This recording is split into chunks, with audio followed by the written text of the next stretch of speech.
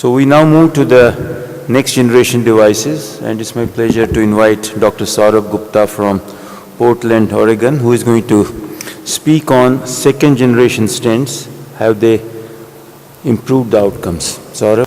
Thank you, Mr. Chairman, and thank you all of you for joining us this morning. Thank you to Dr. Srinivas and Sushil. It's a great meeting, and I echo the comments that it behooves all of us to be engaged in our own future in terms of continuing education. As I was mentioning to Ajay, if we don't police ourselves, somebody else will do it for us. So my charge this morning is to talk about the second generation stents and hopefully make a case that even though we're not perfect, that we are indeed getting better. I have no conflicts related to this presentation. So here's the good, the bad, the ugly of the first generation stents. When you look at the first generation DES, we had some great things. For example, this is a 7-year angio after a SES and very little lead loss. That was great. That was the good. Now the bad part was this increasing recognition that perhaps there is delayed healing, as Ajay mentioned. And then the ugly piece is once we started getting better recognition of what happens to the vessel, there was some autopsy data on people who passed away, the ideas of incomplete apposition, late stent malapposition, abnormal vasomotion, and it clearly demonstrated that there was room for improvement. When you look at the generation of drug-eluting stents, these are just some of them, and the number continues to increase. Some of the newer ones that I'll focus on mostly are the Xience and the Resolute platforms for the second generation stents, and then subsequent speakers will talk about the bioabsorbable scaffolds and how they're mentioned. Now, as you know, that stent thrombosis is clearly affected by stent design, deployment, and polymer. In fact, in vitro models in porcine blood, you can clearly show differences between these stents on how biocompatible they are, what are their risks for thrombus formation, and there are clearly differences there between first and second generation.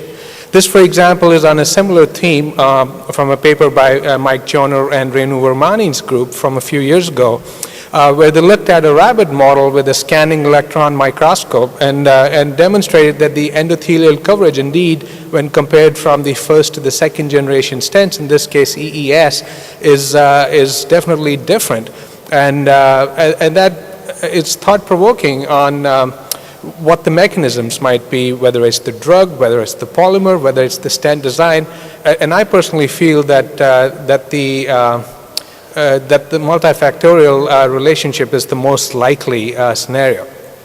Well, let's look at what the evidence is that this actually leads to better outcomes, right? I mean, that's the basic question. Well, in a porcine model, in a rabbit model, this looks great, but does this actually improve outcomes? Well, the data is not perfect, but it is very provocative, and I'll share some with you. This, for example, is a mixed treatment comparison from Sripal Bangalore and Jim Slater in New York at St. Luke's Roosevelt in Columbia. And what they did was they basically found 76 randomized trials with a large number of patient year of follow-up and tried to delineate what the relationship might be. And clearly, as you can see, when compared to bare metal stents, almost all of these stents do better, whether that's with rates of target vessel revascularization.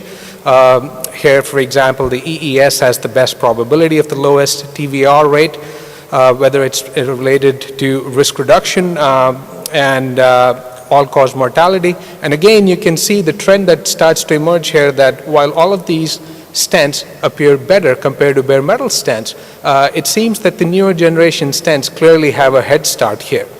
This is just a different way of showing the same data set for myocardial infarction, for example.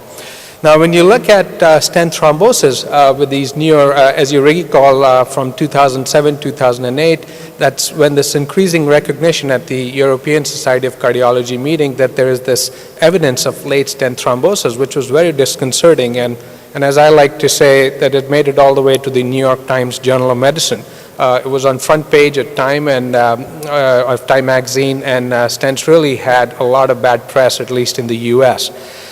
When you look at the similar type of evidence network analysis, this one from Paul Marini's group in Lancet, and you'll see that this is a busy slide and I won't go over all the details, but the rates of 30-day definite stent thrombosis is better for the EES stents when definitely compared to bare metal stents, compared to the paclitaxel-eluting stents and to the sirolimus-eluting stents. Similarly, when you expand the time frame from 30 days to a year, a similar data set emerges, and at 1 year, the findings are fairly consistent that based on these types of analyses, the EES or the everolimus-eluting stents seem to have a better safety signal. When you look at the pooled results from the SPIRIT and COMPARE in patients with ACS, which is as close to randomized data as possible, and here, for example, in patients with ACS, I'm sorry, I don't think it projects all that well, but you can see that the rates of TVF, all-cause mortalities, and MIs are clearly better, and actually substantially better, in patients who got the newer generation everolimus-eluting stents compared to the older generation stents. Similar findings emerge in patients with stable CAD. And if you look at the rates of stent thrombosis, they're actually astoundingly low. In fact, the lowest that they have been in all across from the bare metal stent arena to the latest generation devices.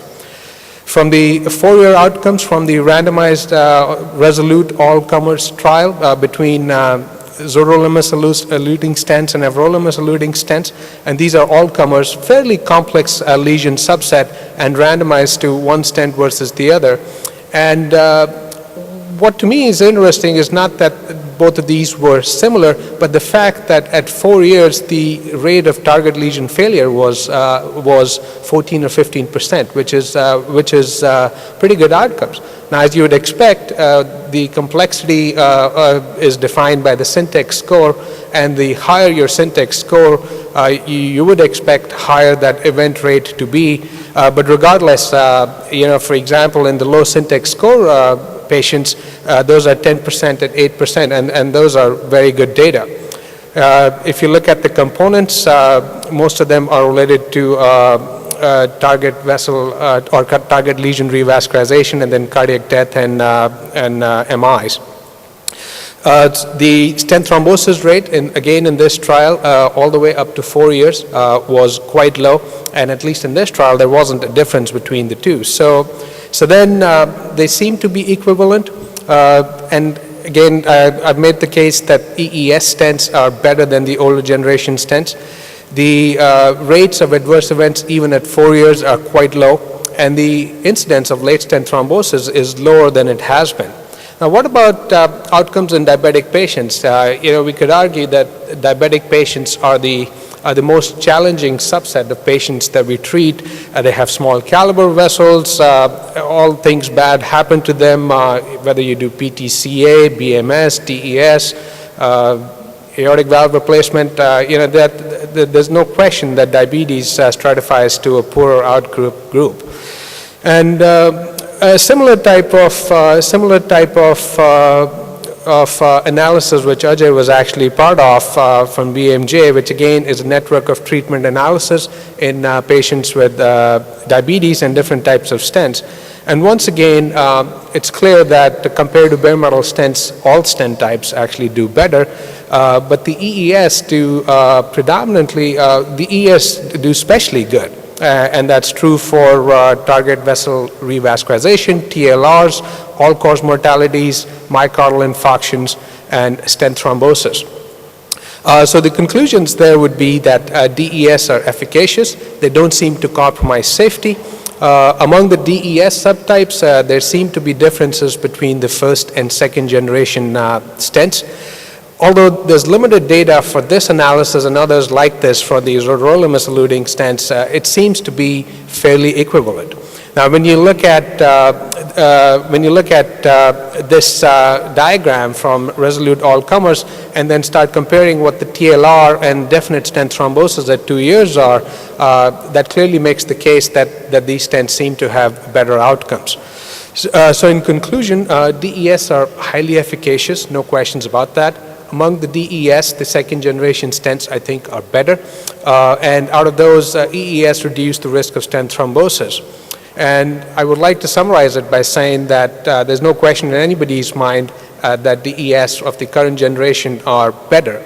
Now, some of these findings come from meta-analysis, but if you look at the large sample sizes, hundreds of thousands of patient years analysis, the fact that these results are fairly heterogeneous across all of these types of analyses. There's several out there. I just picked the top three that just to make my case.